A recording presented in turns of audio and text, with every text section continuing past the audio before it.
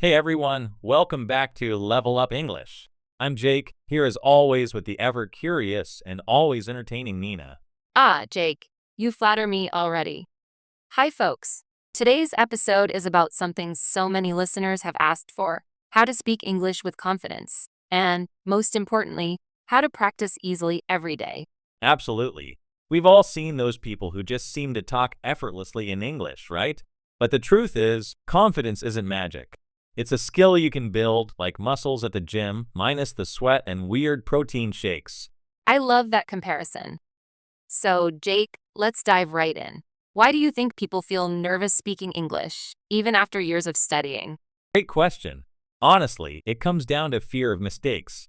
Most people worry they'll sound silly, or someone will judge their accent or grammar. But here's a secret. Even native speakers mess up all the time. I once said, I'm boring instead of I'm bored at a party. Everyone laughed, but then we all laughed together. It actually made me more approachable. That's so true.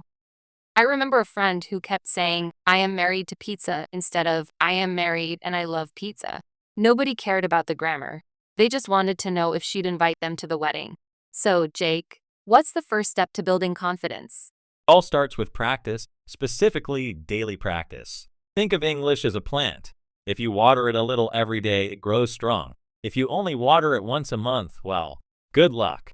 Even 5 minutes of speaking a day can make a huge difference.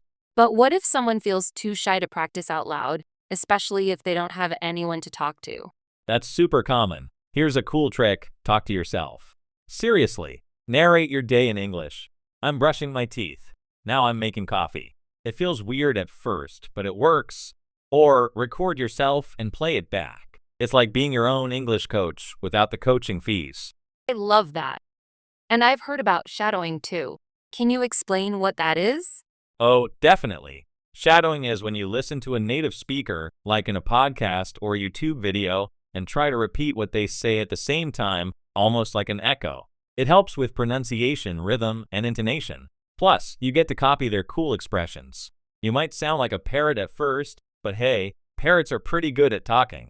I'm picturing a room full of listeners now, all talking to themselves and shadowing podcasts. But what about vocabulary?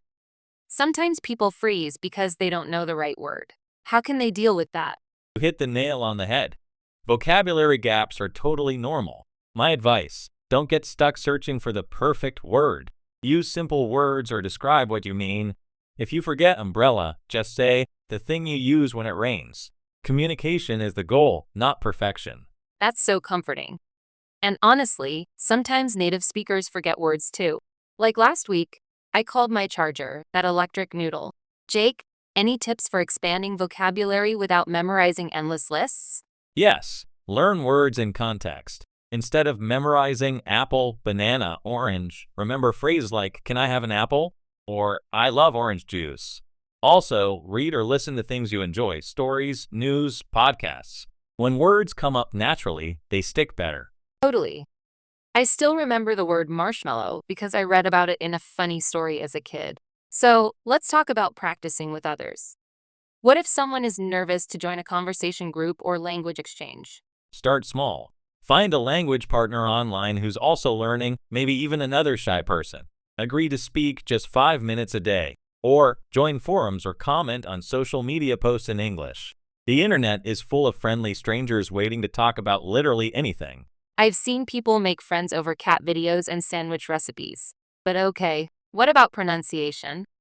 Some listeners worry about their accents. Should they try to sound native? Ah, the accent question. Here's my take: your accent is part of your story. Focus on clear pronunciation, yes, but don't stress about sounding American, British, Australian, or whatever. The main thing is to be understood. And sometimes, accents even make you more interesting. I once met a guy from Brazil who was famous in his office for the way he said butter. Everyone loved it. That's awesome. Accents are like seasoning on food, makes things more flavorful. Quick challenge, Jake. Can you say a tongue twister for our listeners to try? Ooh, sure. How about she sells seashells by the seashore? Try saying that 3 times fast, Nina. Oh no, you're putting me on the spot. She shells. She sells. No, I give up. Okay, listeners, your turn. Send us your best attempts. See, it's all about having fun with the language. If you mess up, just laugh and keep going. Speaking of fun, let's talk about using English in daily life, even in small ways. Yes. What are some easy ways to sneak English into your routine? Change your phone or computer to English. Order your coffee in English if you're abroad. Or set reminders in English. Even thinking your shopping list in English helps. It's like building little English islands in your day. English islands. I love that. I also write my journal in English sometimes. It's like having a secret diary, except I'm just hiding it from my past self. That's a great idea. Journaling is awesome for practicing new words and expressions. And don't worry about grammar, just write. Mistakes are proof you're learning. You know, Jake, all this talk about mistakes reminds me, do you remember your most embarrassing English slip-up? Oh, do I? When I was learning, I once told my teacher, I am a potato, instead of, I am tired. She just nodded and said, well, potatoes need rest too. We both laughed so hard. That moment actually made me less afraid of making mistakes. I love that story. Listeners, if you've ever called yourself a vegetable by accident, you're not alone. In fact, we have a listener question from Maria in Spain. She asks, how can I stop translating everything in my head before I speak? Excellent question, Maria. The key is to practice thinking directly in English, even with simple thoughts. Start with objects around you. This is a table. I am drinking tea. Gradually build up to longer sentences. It feels strange at first, but the more you do it, the less you'll need to translate. That's super practical. I sometimes imagine little conversations in my head, like rehearsing for a movie. Jake, do you have any mental tricks for thinking in English? Definitely. Try describing your surroundings out loud or in your mind. Or ask yourself questions and answer them in English like, what will I eat for lunch? I think I'll have soup. It's like being both the interviewer and the guest on your own talk show. That sounds fun. Speaking of fun, let's do a quick language fail round. Jake, ever had a time when autocorrect made your message unusual? Oh, so many times. Once I texted a colleague, let's meet at noon instead of meet. He replied, sorry, I'm vegetarian. We still joke about it. That's hilarious. I once wrote, let's have a panic instead of picnic. My friend sent me a picture of a screaming cartoon character. Listeners, if you've had funny autocorrect disasters, share them with us. Point is, mistakes are part of learning, and they make great stories. So Nina, let's give our listeners some key takeaway tips for speaking English with confidence. Yes. My first tip, practice a little every day, even if it's just talking to yourself or your pet. Remember, consistency beats perfection. And mine, don't be afraid of mistakes. Each one is a step forward. Laugh at them, learn from them, and keep going.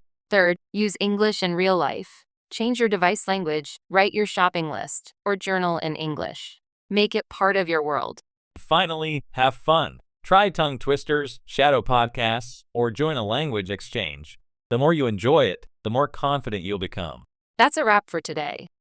If you found these tips helpful, don't forget to follow us, share the episode with a friend, and subscribe so you never miss out. And remember, confidence comes from action, not from waiting for the perfect moment. Go out and speak English today. You've got this. Thanks for joining us, everyone.